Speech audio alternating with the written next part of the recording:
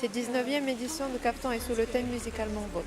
Comment cela vous a-t-il inspiré dans votre collection? Eh bien, c'est un thème assez riche et très très vaste parce que bon, quand on parle de la musique, on peut aller de la musique classique à la musique contemporaine d'aujourd'hui, en passant par tous les peuples qui ont existé. Et là, bon, moi, mon inspiration a été focalisée sur une certaine époque et j'ai choisi la thématique un peu folklorique des Gitans qui sont originaires d'Inde. Et d'ailleurs, cette collection, je l'ai intitulée Tsigane.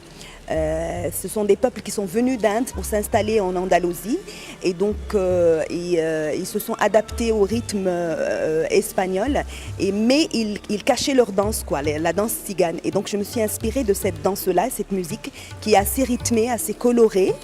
Et la collection d'ailleurs, elle est travaillée sur une palette de couleurs assez fraîche, un mélange assez osé mais très subtil. Et voilà, donc j'ai essayé de travailler sur cette époque-là. Et les danses aussi m'ont inspiré aussi le mouvement des kaftans et le mouvement que je dois un petit peu réaliser sur les motifs, sur le choix des broderies et des perlages.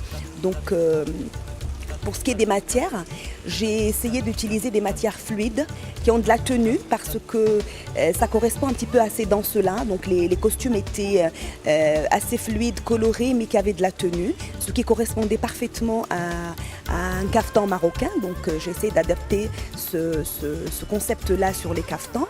Et bien sûr en travaillant sur une palette de couleurs actuelle, tendance, qui correspond à cette fusion, quoi, entre cette époque-là et ce qu'on fait aujourd'hui. Quelles sont les matières et les techniques que vous avez le plus utilisées dans vos créations? Alors pour ce qui est des techniques, j'ai utilisé les broderies comme d'habitude, les broderies Mallum, les perlages surtout parce que ça donne de l'éclat et de la couleur.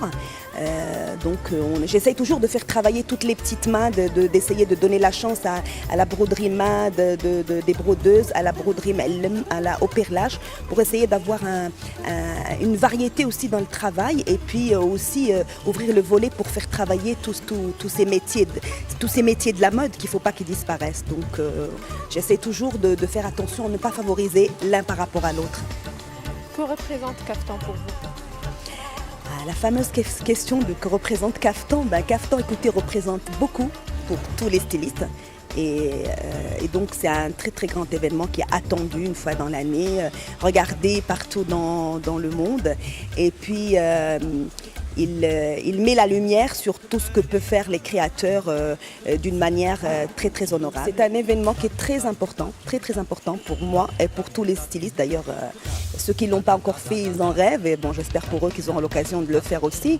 Et donc voilà, c'est un événement qui est devenu aujourd'hui national, très important et qui donne il propulse, quoi, la création à aller de l'avant.